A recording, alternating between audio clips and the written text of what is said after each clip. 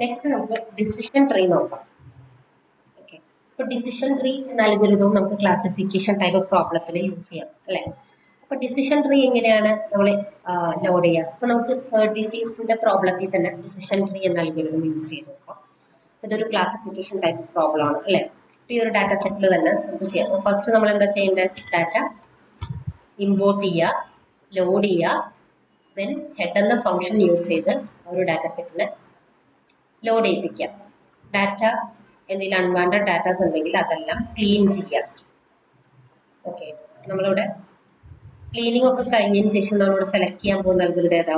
Decision ട്രീയിലെ classifier. Because decision tree ക്ലാസിഫിക്കേഷനും റിഗ്രഷനും യൂസ് ചെയ്യാം. നമ്മൾ ഡിസിഷൻ ട്രീ ക്ലാസിഫയർ ആണ് ഇവിടെ ചൂസ് ചെയ്തിരിക്കുന്നത്.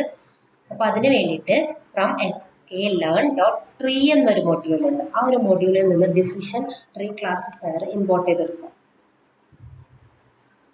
ഓക്കെ, ഇപ്പോൾ ഡിസിഷൻ ട്രീ ക്ലാസിഫയർ നമ്മൾ ഇവിടെ ഇമ്പോർട്ട് ചെയ്തിട്ടുണ്ട്. ഓക്കെ, ഇപ്പോൾ റിഗ്രഷറും ഉണ്ട്, അതുകൊണ്ടാണ് നമ്മൾ ക്ലാസിഫയർ ചൂസ് ചെയ്തത് ഡിസിഷൻ ട്രീ നൽകുന്നത്. എന്നിട്ട് ഡിസിഷൻ ട്രീ ക്ലാസിഫയറിന് ഇനീഷ്യലൈസ് ചെയ്യണമെന്ന് ഇവിടെ ക്രൈറ്റീരിയൻ ഗിനി കൊടുത്തിട്ടുണ്ട്. അപ്പോൾ ഗിനി പ്യൂരിറ്റി ചെക്ക് ചെയ്തിട്ടാണ് ആ ഒരു ഇക്വേഷൻ നമ്മൾ ഇത് പഠിച്ചിരുന്നു. അപ്പോൾ ആ ഒരു ഗിനി പ്യൂരിറ്റി ചെക്ക് ചെയ്തിട്ടായിരിക്കും സ്പ്ലിറ്റിംഗ് നടക്കുന്നുണ്ടായിരിക്കാം.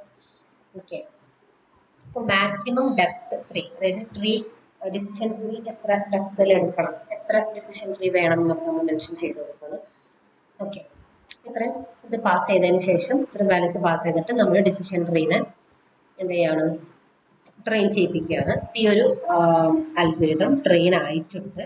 ഇനി ഇത് ഇപ്പോൾ നമ്മൾ ഇനീഷ്യലൈസ് ചെയ്തിട്ടുള്ളൂ. ഡിസിഷൻ ട്രീ ക്ലാസിഫയറിനെ ഇനീഷ്യലൈസ് ചെയ്തു, ദെൻ അത് യൂസ് ചെയ്ത് ഫിറ്റ് എന്ന കമാൻഡ് വെച്ചിട്ട് എക്സ് ട്രെയിനും വൈ ട്രെയിനും പാസ് ചെയ്ത് ട്രെയിൻ ചെയ്യിപ്പിച്ചു. ഇപ്പോൾ ഡിസിഷൻ ട്രീ ട്രെയിൻ ആയിട്ടുണ്ട്. ഡിസിഷൻ ട്രീയിൽ ഒരു മോഡൽ ക്രിയേറ്റ് ആയിട്ടുണ്ട്. ഓക്കെ, അപ്പോൾ നമ്മുടെ മോഡലിന്റെ പേരെന്താ? DCLF. ഇതാണ് ഫിറ്റ് വെച്ചിട്ട് നമ്മൾ എന്ത് ചെയ്തത്? ട്രെയിൻ ചെയ്തത്. കാരണം ഇതിലാണ് നമ്മുടെ ഈ ഒരു മോഡൽ ഇനിഷ്യലൈസ് ചെയ്ത് വെച്ചിരിക്കുന്നത്. അപ്പോൾ മോഡൽ ട്രെയിൻ ആയി. ഇനി ഈ ട്രെയിനായ മോഡലാണ് DCLF എന്ന് പറയുന്നത്. അത് ഡോട്ട് പ്രിഡിക്റ്റ് എന്ന ഫംഗ്ഷനിൽ എക്സ് ടെസ്റ്റ് പാസ് ചെയ്താൽ നമുക്ക് എത്ര പ്രിഡിക്ഷൻ കിട്ടിയെന്ന് അറിയാൻ പറ്റും. നമുക്ക് ട്രെയിൻ ചെയ്യാം. ട്രെയിൻ ആയിട്ടുണ്ട്. ഇനി പ്രഡിക്ഷൻ എത്ര? ഇതാണ് സിസ്റ്റം പ്രെഡിക്റ്റ് ചെയ്തിരിക്കുന്നത്. ഓക്കെ, നമുക്ക് എത്ര ആക്യുറസി ഉണ്ടെന്ന് ചെക്ക് ചെയ്യാം.